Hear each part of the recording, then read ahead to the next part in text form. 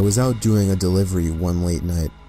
It was probably the longest drive I have ever taken for a pizza delivery. From the pizza place I worked at, it was a 20-minute drive, which isn't too crazy out where I live. Plus, they ordered 4 large pies, so I figured it was a party and I would get a much bigger tip. Navigating the dirt roads at night was always annoying though. I pulled up to the given address. It was some old, sketchy-looking building literally in the middle of a forest clearing. There were no cars parked anywhere or any lights on. I put my car in park and called my boss.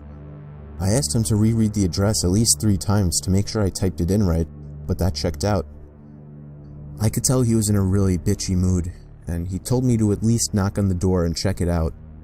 He would normally get mad if we took back 1 pie, but I was afraid of what he would do if I brought back 4. I was insanely unnerved, but got out anyway and forced myself to the front door of the building. There was no doorbell, so I just knocked really hard. I heard nothing and didn't really expect to hear anything. I was extremely disappointed, not because nobody answered the door, but because I was realizing that it was all a waste of time and gas. I knocked 1 more time out of desperation,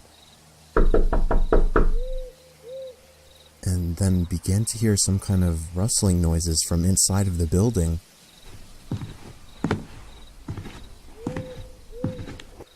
I knocked again and yelled that I was the pizza guy. There was silence now. I felt a bit more uncomfortable now than before. But before I could turn around, I noticed something at the window. There was someone looking through the window. I couldn't tell if it was a man or a woman. All I noticed were their eyes. Their eyes were open wider than I knew possible, staring intently at me. I was disturbed enough by this and dropped the pizzas and ran back to my car.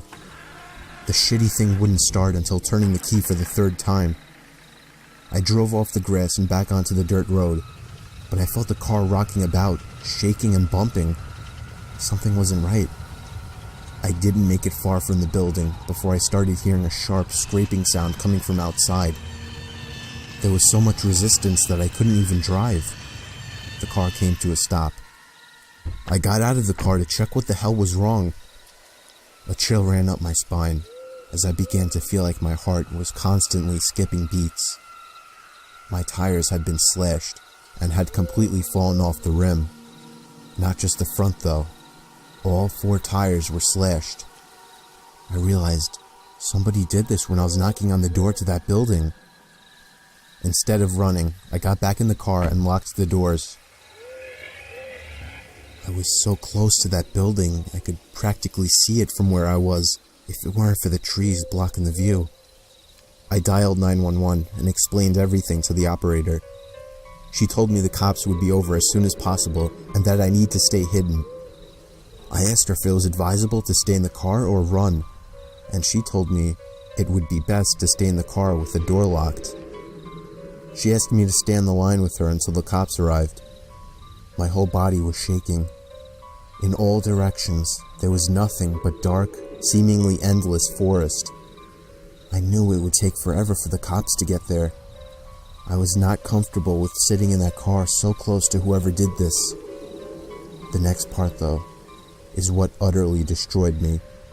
It still shakes me to this day, and I hope nobody ever has to experience this kind of fear.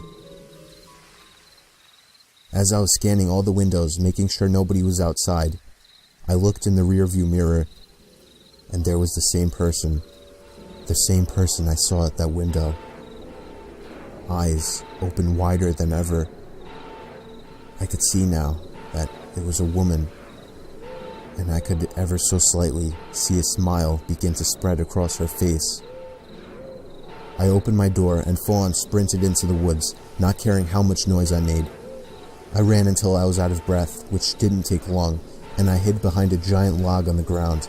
I tried to cover my loud breathing with my hand, as I waited and waited for what felt like hours, until I finally heard sirens in the distance.